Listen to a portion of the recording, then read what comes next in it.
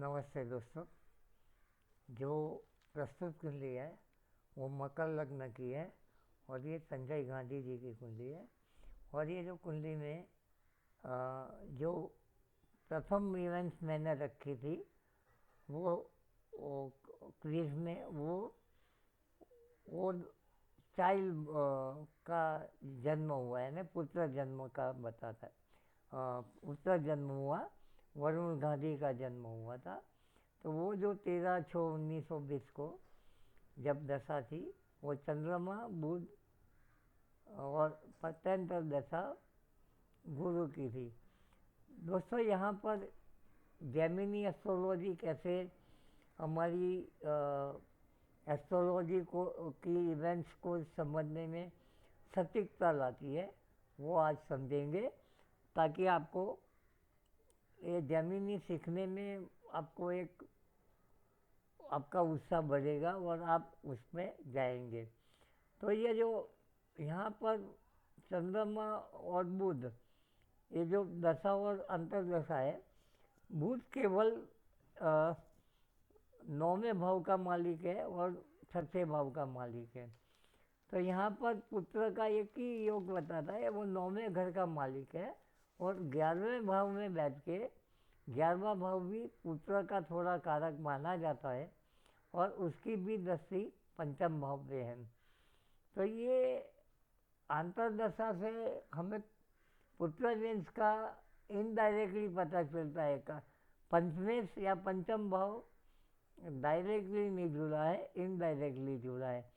अब हम आगे देखेंगे कि जब हम जेमिनी की ओर जाएंगे तो यहाँ पर पुत्र कारक खुद है चंद्रमा। चंद्रमा पुत्र कारक है और जो मुख्य दशा है चंद्रमा की है। और यहाँ पर जो A5 यानी जो पंचम भाव का पुत्र का जो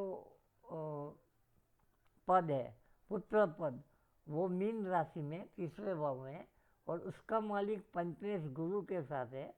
और वो पुत्र कारक चंद्रमा को दृष्टि करता है। तो ये मून की दशा में पुत्र का योग होना स्वाभाविक है। और जो उनकी चर दशा थी वो वर्गों में, और वर्गों का मालिक हमने देखा कि वर्गों तो 9वें भाव में है और वो 11वें भाव में बैठा है। तो ये पुत्र का इंडिकेशन तो देता ही है, जो हमने अभी बोला। और उसकी जो अंतर्दशा थी वो लियो की थी, दशा, और ये लियो में पुत्र कारक चंद्रमा है और उसका मालिक भी 11वें भाव में है और वो भी पंचम भाव को दृष्टि करता है। तो ये हमें क्लियरली ये उसका पता चल जाता है। और जो उनकी जो अंतर्दशा थी वो कैप्रिकॉर्न यानी ये लग्न की है, यानी जो वर्गों से पंचम भाव में है। यानी ये भी त्रिकोण में आ गई, पंचम भाव से 9, पंचम भाव 9वां भाव और लग्न, यानी त्रिकोण भाव, पुत्र से त्रिकोण भाव का एक्टिवेशन होने से ये भाव भी अपने आप बन जाता है। और जो उसका मालिक शनि है वो ये पंचम भाव को भी दृष्टि करता है जेमिनी। और ये जो दशा और अंतर दशा का जो मालिक सूर्य और बुध है, वो दोनों को भी दृष्टि करता है अपने पंचम भाव से। यानी ये तीनों शनि से वो पंचम भाव में, तो ये भी त्रिकोण योग बनाता है। तो हम जब जेमिनी को देखते हैं तो ये हमें बहुत ही स्पष्ट रूप से पता चल जाता है कि पंचम भाव, पुत्र कारक और A5 तीनों के मालिक और तीनों भाव एक्टिवेट हो जाने से ये योग बनता है। अब जो हम दूसरी घटना पे आते हैं, तो दूसरी घटना में भी उनका देहांत हो गया 23/6/1980 उसने भी दशा मून में मरकरी थी और अंतर्दशा शनि की थी। तो यहाँ पर चंद्रमा 8वें भाव में है, तो ये 8वां भाव भी देह में है और वो सप्तमी से, चंद्रमा सप्तमी से, और सप्तमी चंद्रमा ये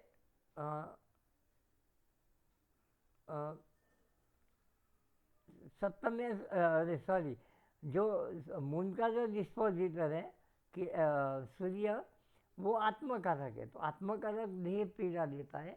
लग्न का मालिक जितना ही जो देह का जो कारक होता है वो आत्मकारक होता है, तो वो उसकी जो अंतर्दशा आती है तो उसमें दशा या अंतर्दशा आती है तो उसमें तकलीफ आती है।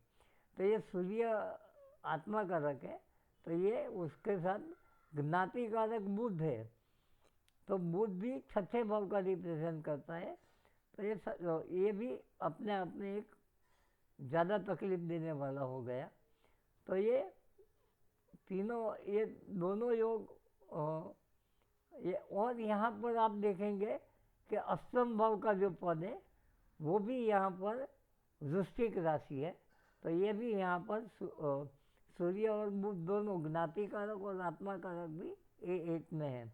तो ये वर्गो लियो में, और बुध भी वहाँ पर A8 में पड़ा है, और उनकी प्रत्यंतर दशा भी वर्गो थी। तो यहाँ पर ये सब तीनों गुली का भी वहाँ पर है, तो ये तीनों भाव मृत्यु का रिप्रेजेंट करता है। तो एक साथ थोड़ी अंतर्दशा बदलने से हमारा ये जो पूरा प्रिडिक्शन है जेमिनी का यूज़ करके हम चर दशा और विंशति दशा को हम क्लब करके हम एक परफेक्ट इवेंट का निर्माण कर। लेकिन यहाँ पर जेमिनी एस्ट्रोलॉजी हमारी जो कुंडली देखने की और इवेंट्स को सही तरह को जज करने की, उसको प्रिडिक्ट करने में हमें बहुत ही बड़ा सहायक ता प्रदान करती है। तो आशा करता हूँ आप लोगों को ये केस में मज़ा आया होगा और आप भी जेमिनी एस्ट्रोलॉजी जानने की अपनी तीव्रता बढ़ाएंगे। धन्यवाद।